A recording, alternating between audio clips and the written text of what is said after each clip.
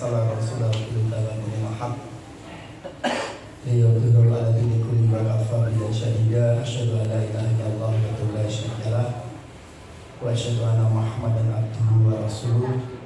Allahumma shalli 'ala Muhammad wa 'ala ali Muhammad. Jamaah puasa yang saya hormati, baik soim wal soimat, ya, jamaah puasa putri maupun jamaah puasa putra. Ini mohon maaf karena ditodong ya apa-apa lah. Tapi ini anak jalanan, jadi nanti isinya juga anak jalanan. Bapak Ibu sekalian, sudah sering disampaikan oleh asatidz, disampaikan oleh para alim ulama bahwa goal atau tujuan dari ibadah puasa itu kan membentuk pribadi yang bertakwa. Karena saya bukan ahli di agama, saya ingin kaitkan dengan kajian sosiokultur. Bapak-Ibu sekalian, hampir semua umat itu menjalankan puasa itu sebagai ritual yang luar biasa. Jadi kalau sekarang ini ada umat yang tidak mau berpuasa, itu naif. Dari dulu, dari zaman prasejarah, orang untuk menghimpun kekuatan itu melakukan ritual puasa. Kalau saya pernah membaca di Taoisme, itu kajian agama pertama di Cina, itu puasa itu memang mengendalikan emosi manusia. Secara alam bawah sadar, puasa itu bisa membangun pribadi yang tentunya bisa menjaga ritme komunikasi yang baik. Maka mohon maaf kalau sekarang ini banyak terjadi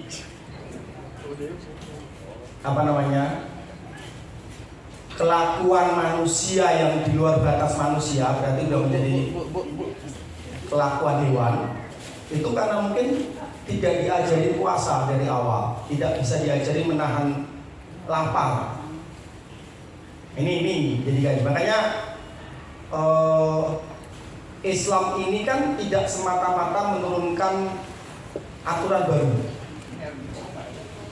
Maka ada hukum Islam itu ada yang menyempurnakan hukum-hukum terdahulu, ada juga yang baru. Tapi untuk puasa ini sebetulnya menyempurnakan hukum-hukum terdahulu. Makanya mohon maaf kalau ada sekarang ini, mohon maaf ya.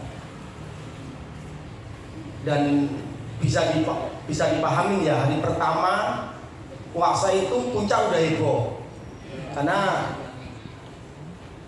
warung bakso lapangan tembak sudah buka besar-besaran sampai digerebek sama warga kan.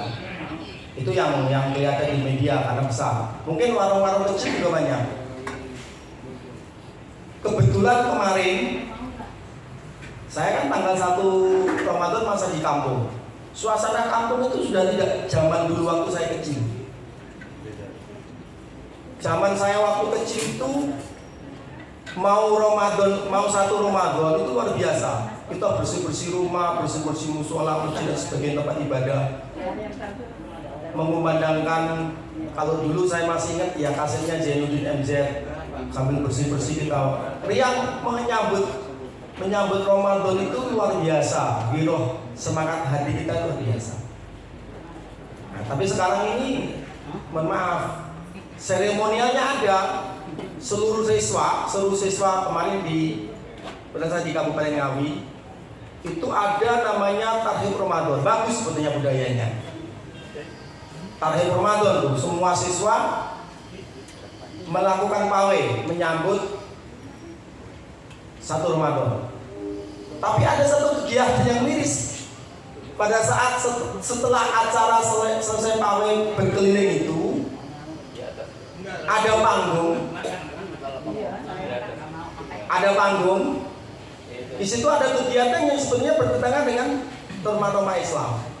Ada jogetnya dan sebagainya. Ya kalau jogetnya buat olahraga sih nggak apa-apa. Ini kalau jogetnya udah pakai musik dan sebagainya itu kan bahaya. Ini mohon maaf. Nah, makanya puasa membangun pribadi itu sebetulnya dari awal ingin membangun tatanan sosial yang harmonis. Ini mohon maaf, sekarang ini nih. Makanya kalau sekarang ini lagi ada, mohon maaf apa ya, mau buka. Kalau saya kebetulan kemarin di kampung, ada istri, ada anak, kumpul. Kumpulnya itu nggak pegang HP.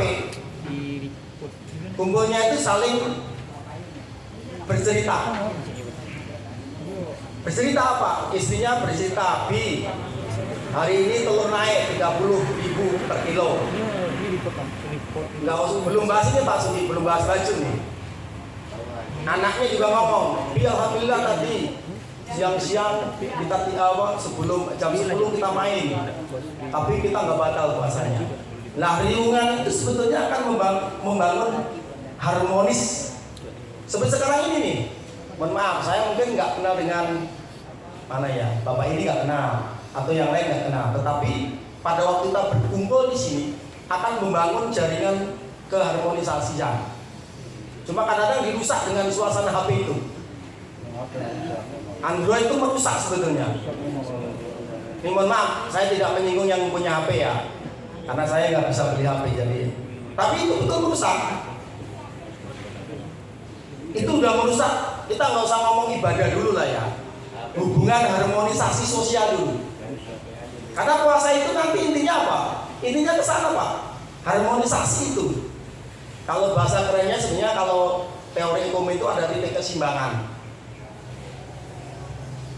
Makanya mohon maaf ya, jangan sampai juga nanti kita buka itu bermegah-megahan. Karena apa? Masih banyak orang yang tidak kebagian. Nah, kadang-kadang mohon maaf ya, saya waktu dulu masih ya jadi pengurus jalan dulu, suka-suka nyembunyiin saya nyembunyiin tuh. Padahal enggak, harusnya dia paham bahwa rezeki itu udah diatur oleh Allah. Dilalainya lupa, basi itu Pak, basi, nggak kemakan nantinya. Kita tidak bisa bersedekah pada orang lain, makanan kita basi, nggak kemakan kita juga. Nah, karena tadi dimensi sosial dari puasa itu tidak terbangun. Padahal efek substansi dari puasa itu apa? Supaya kita bisa merasakan apa yang dirasakan orang lain pada waktu tidak punya makan dan minum. Kalau sekarang kemungkinan itu kecil sekali, kecuali di Afrika atau di daerah pelosok. Orang yang tidak punya makan dan minum itu kayaknya sekarang udah kecil sekali. Makanya kalau mohon maaf, panitia zakat fitrah itu nanti menggunakan pemahaman hadis dari orang-orang yang menerima mustahik, yang menerima zakat fitrah itu fakir dan miskin, kayaknya sekarang udah nggak ada. Kayaknya, makanya itulah fikih berkembang. Makanya ini Bapak Ibu sekalian yang saya hormati, goal atau tujuan akhir dari puasa itu sebenarnya membangun keharmonisasian. Makanya mohon maaf, di antara kita nanti berlanjut nih. Kita berlanjut nih, komunikasi kita berkebersamaan itu berlanjut nanti dalam apa? Dalam ibadah-ibadah yang membutuhkan ritual sosial. Misalnya begini, kasih jalan dulu ya. Misalnya begini, ritual sholat jamaah itu kan akan terbangun dengan komunitas tadi. Makanya saya sering dinasihatin sama saudara saya, ini Pak Bos kalau jamaah sering terlambat, bagus. Kan itu betul nasihatnya. Itu nanti akan membangun harmonisasi. Kalau saya mempunyai respon positif, maka teguran tadi akan saya bangun ke otak saya. Oh iya, saya kok sering terlambat ya. Efeknya apa?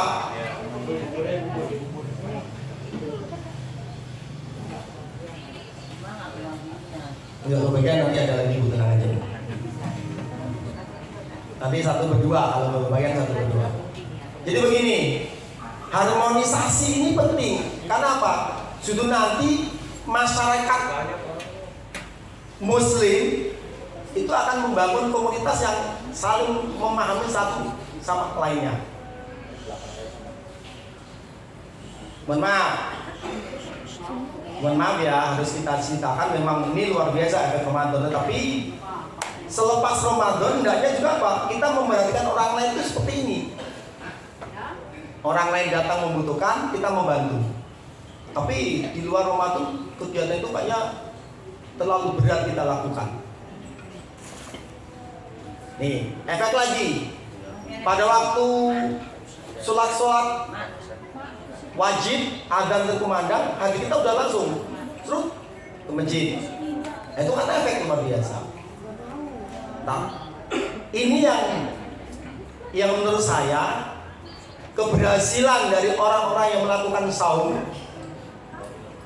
ya, orang-orang yang melakukan ibadah saum termasuk rutinitasnya, itu akan mempunyai efek jiwa sosial kita akan naik, sehingga nanti apa? Selepas Ramadan kita akan membangun komunitas, membangun masyarakat, membangun ekosistem yang saling memahami. Oh, tadi saya ditegur sama Ustaz Subianto, ada orang baru ya ini. Nah, itu kan efek sosial. Efek sosial karena saya baru kali ini ikut takjil di. Walaupun saya bisa membela diri, orang baru yang muka lama. Nah, gitu kan. Pesan-pesan tertawa. Itu yang pertama. Yang kedua, Bapak sekalian, mari kita maknai puasa ini sebagai hal yang tidak menyiksa diri.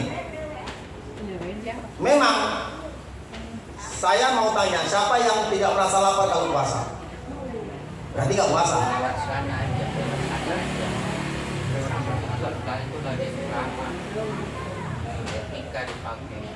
Ya nanti lain kali diajarin adab di majelis, Pak. Jadi nanti begitu juga. Makanya membangun komunitas tadi yang saya pahami tadi, membangun komunitas ini kan tidak gampang.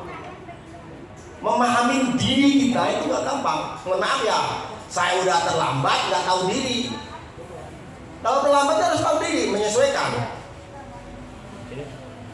Silakan Pak, diambil Pak. Ada kan? Iya, ada.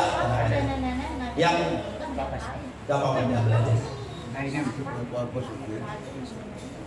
Jadi begini, termasuk seperti ini, mendahulukan orang lain itu penting. Ambil aja Pak, nggak apa-apa.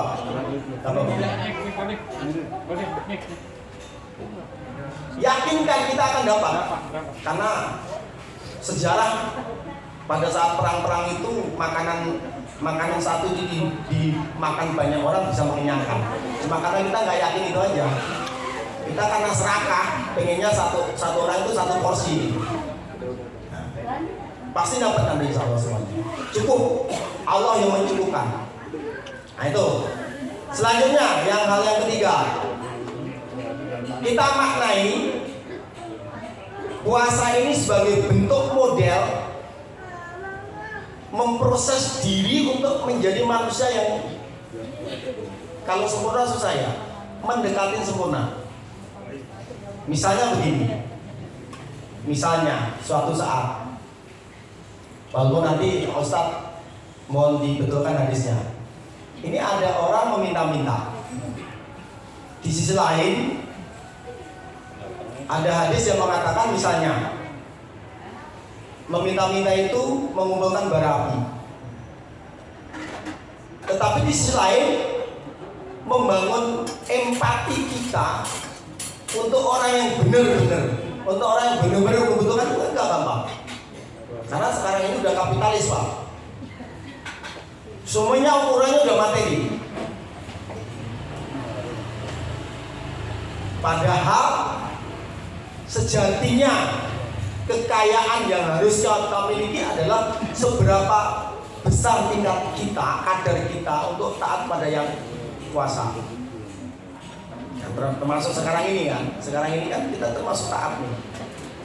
Orang-orang yang pada waktu orang lain mungkin tidak puasa, kita melakukan puasa yang sebetulnya apa? Kita punya uang untuk jajan, kita punya makanan untuk dimakan, kita punya minum untuk minum, tapi kita menahan dari itu. Itulah hebatnya ajaran puasa ini. Hatta yang suami istri, yang pengantin baru atau pengantin tua, yang seharusnya dia punya hak untuk melakukan kegiatan di siang hari, dipending dulu untuk menjaga kesabaran tadi. Nah, kalau seperti itu kita udah diajarkan, masa iya nggak sabar kalau kita belum dapat makanan? Sabar aja tak dapat. Nah, ini contoh sedikit klasik aja. Ini di mana-mana Pak. Waktu saya dulu bersih dulu. Nah, makanya Bapak Ibu sekalian, ini bukan kritik, tetapi ini bagaimana kita mengajarkan kepada diri kita untuk membangun komunitas yang semuanya bisa memahami bahwa agama Islam, agama Islam akan mengatur tatanan kita akan menjadi tatanan yang harmonis. Luar biasa. Misalkan begini, ini ada ahniya, ini ada duafa. Kewajiban ahniya adalah membagi zakatnya kepada duafa. Yang duafa harusnya membangun potensi dirinya supaya suatu saat dia akan menaik tingkatnya menjadi ahniya, sehingga nanti dia akan menjadi siklus bisa bersedekah pada orang lain. Kalau kemarin saya dapat cerita Ustadz ya luar biasa. Dia mengisi di suatu pesantren, pondok pesantren, mengajari sama santrinya. Kalau ada hadis orang yang memberikan makan kepada orang yang berpuasa, pahalanya sama dengan orang yang berpuasa itu tanpa mengurangi pahala yang berpuasa. Intinya sederhana. Sekarang kamu dapat aja nih kue, kamu tukar nggak temenmu? Tukeran atau dimakan bareng. Itu kan sebenarnya bentuk memberikan makan orang yang berpuasa. Maka nanti tadi yang nggak dapat punya saya aja Pak dikasih. Nggak apa-apa. Ini udah dapat pahala saya. Luar biasa kan? Islam itu kan luar biasa, gampang. Tidak mesti, mohon maaf ya, tidak mesti kita menggunakan harta yang terlalu mungkin yang kita tidak punya untuk dapat pahala itu. Itu aja taruh, nanti tinggal airnya udah. Oke, udah jam berapa Pak? Aman? Katanya kelewat Pak. 3 menit. Nah, 3 menit. Tapi saya jangan baca doa Pak, nanti salah baca doanya. Ya, kawak aja biar pikir. Oke, yang terakhir mungkin. Bapak Ibu sekalian, Ramadan ini kan tiap tahun akan datang. Cuma belum tentu tahun depan kita ada. Kalau Ramadannya tiap tahun pasti datang. Tapi kitanya belum tentu tahun depan ketemu Ramadan itu. Makanya kalau mengikuti nasihat para alim ulama, jadikan Ramadan kali ini adalah seolah-olah Ramadan terakhir yang akan kita temui. Maka insya Allah apapun yang kita lakukan orientasinya adalah futuristik ke akhirat. Orientasinya adalah ke depan, ke akhirat. Jadi tidak hanya sampai dunia ansih, tetapi kita akan berpikir bagaimana nanti kalau kita menghadap Sang Khalik. Udah ya Pak ya? Terima kasih. Karena memang materinya udah habis. Mudah-mudahan apa yang kita pahami tadi menjadi kebaikan kita bersama. Aku qouli hadza, astaghfirullahaladzim. Assalamualaikum warahmatullahi wabarakatuh. Waalaikumsalam.